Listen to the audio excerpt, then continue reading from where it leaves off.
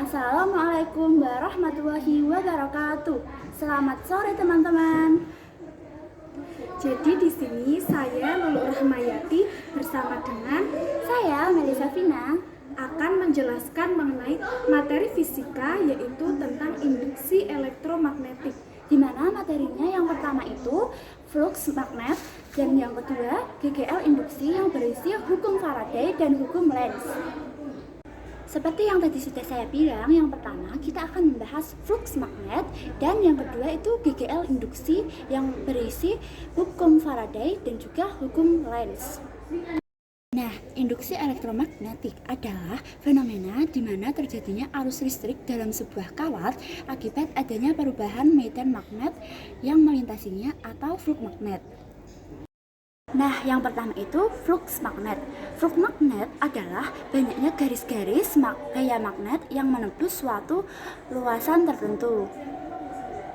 Kita lihat gambar sebelah kiri. Di sini terdapat garis normal yang tegak lurus dengan bidang dan terdapat garis-garis medan magnetnya membentuk sudut terhadap garis normal bidang, di mana sudut tersebut adalah theta. Sehingga secara sistematis, flux magnet dapat dirumuskan flux sama dengan B dikali A dikali cos theta.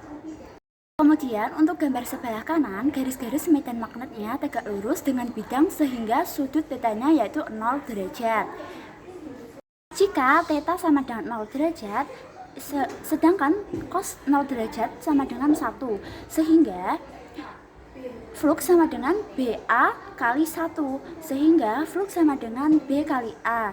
Itu dimana medan magnetnya tegak lurus bidang. Dimana untuk rumusnya memiliki keterangan V sama dengan flux magnetik atau memiliki satuan Wb atau bisa disebut Weber, dan B itu induksi magnet atau Tesla bisa memiliki satuan T, dan A itu luas permukaan bidang satuannya meter persegi, dan theta adalah sudut yang dibentuk antara arah B dengan garis normal atau radian atau derajat. Nah, selanjutnya materi yang kedua yaitu materi mengenai GGL induksi. Jadi GGL induksi atau gaya gerak listrik induksi adalah munculnya atau timbulnya gaya gerak listrik pada suatu kumparan yang mencakup sejumlah flux garis gaya dalam magnetik, bila mana banyaknya flux garis gaya tersebut divariasi, di mana dalam GGL induksi ini terdapat yang namanya hukum Faraday. Nah, pertama kita lihat gambar yang ada di sebelah kanan. Nah, hukum Faraday ini menjelaskan bahwa ketika kita menggerakkan magnet keluar masuk ke dalam kumparan, itu akan menyebabkan jarum pada galvanometer mengalami penyimpangan. Nah, hal ini artinya ketika kita menggerakkan magnet keluar masuk kumparan dan menyebabkan jarum pada galvanometer mengalami penyimpangan, itu menunjukkan bahwa pada kumparan tersebut terdapat arus listrik yang mengalir. Namun, ketika kita hanya mendiamkan magnetnya, maka jarum pada galvanometer itu juga akan diam, tidak mengalami penyimpangan. Yang dimana hal ini berarti tidak ada arus listrik yang mengalir. Nah, dalam hukum Faraday itu memiliki persamaan, ada dua persamaan. Yang pertama yaitu E atau epsilon sama dengan negatif N dikali dengan delta flux per delta T. Atau jika waktu yang terjadi itu sangat singkat, maka persamaannya menjadi E atau epsilon sama dengan delta N dikalikan dengan d flux per dt.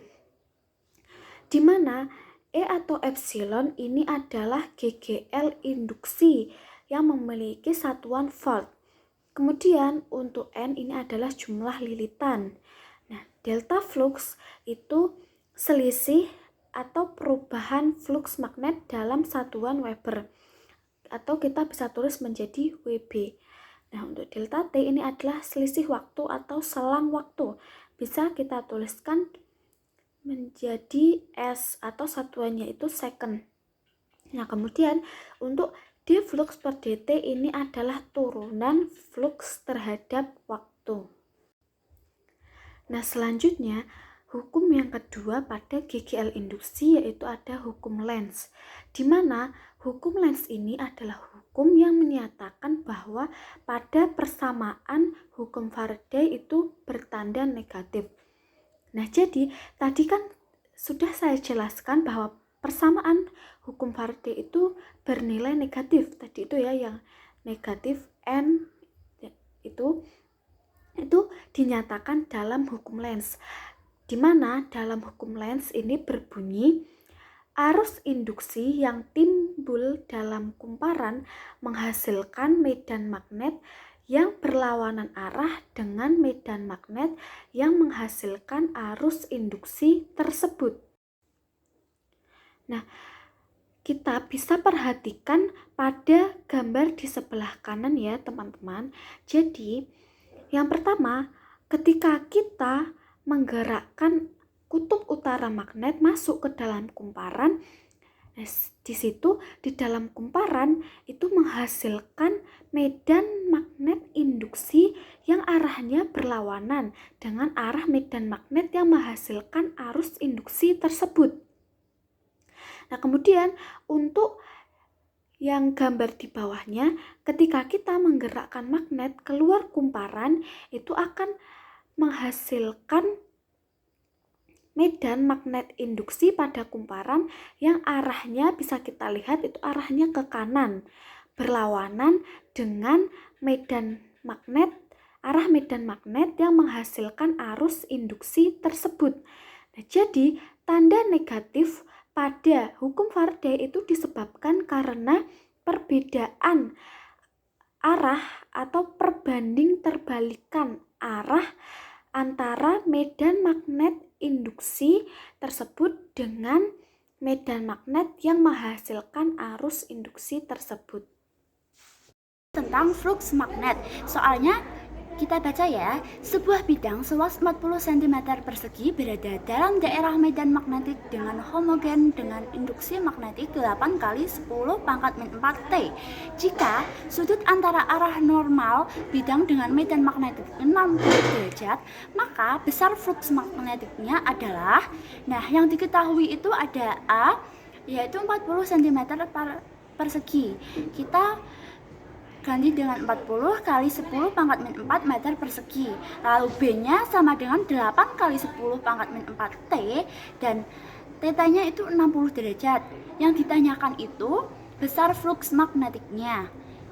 Karena θ-nya bukan 0 derajat, maka menggunakan rumus flux sama dengan B kali A kali cos θ. B-nya kan tadi sudah ketemu ya teman-teman, udah ada di soal, yaitu 8 kali 10 pangkat min 4 T. Nah, A-nya itu 40 kali 10 pangkat min 4 meter persegi, cos-nya itu 60 derajat. Lalu kita kalikan yang B kali A, 8 kali 10 pangkat min 4 dikali dengan 40 kali 10 pangkat min 4 menghasilkan 320 kali 10 pangkat min 8. Cos 60 derajat sama dengan setengah.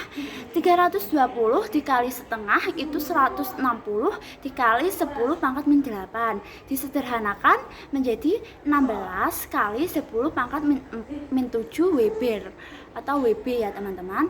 Jadi besar flux magnetiknya yaitu 16 kali 10 pangkat min 7 WB. Itulah pembahasan dari soal yang pertama. Selanjutnya, contoh soal yang kedua yaitu soal mengenai GGL induksi, di mana soalnya akan saya bacakan, yaitu sebuah kumparan memiliki jumlah lilitan 1000 mengalami perubahan flux magnetik dari 3 kali 10 pangkat negatif 5 Weber menjadi 5 kali 10 pangkat negatif 5 Weber dalam selang waktu 10 milisecond. Tentukan GGL induksi yang timbul. Nah, untuk menyelesaikan soal ini, kita tulis terlebih dahulu apa yang diketahui di soal. Di soal itu diketahui yang pertama yaitu ada N sama dengan 1000, kemudian delta fluxnya atau selisih fluxnya yaitu pengurangan dari flux akhir dikurangi flux awal. yaitu 5 kali 10 pangkat negatif 5 Weber dikurangi 3 kali 10 pangkat negatif 5 Weber, menghasilkan 2 kali 10 pangkat negatif 5 Weber. Kemudian untuk delta T-nya atau selang waktunya yaitu 10 milisecond. Kita ubah menjadi bentuk second yaitu menjadi 10 kali 10 pangkat negatif 3 second. Nah, yang ditanya itu adalah E, di mana seperti tadi yang sudah saya jelaskan, rumus E yaitu negatif N dikalikan dengan delta flux per delta T. Kemudian kita substitusikan nilai-nilainya, yaitu menjadi negatif 1000 dikalikan dengan 2 kali 10 pangkat negatif 5 per 10 kali 10 pangkat negatif 3. Yang kita operasikan menjadi negatif 2 volt. Nah, jadi besar GGL induksi yang timbul yaitu sebesar negatif 2 volt. Itu dia penjelasan mengenai materi induksi elektromagnetik. Semoga dapat dipahami.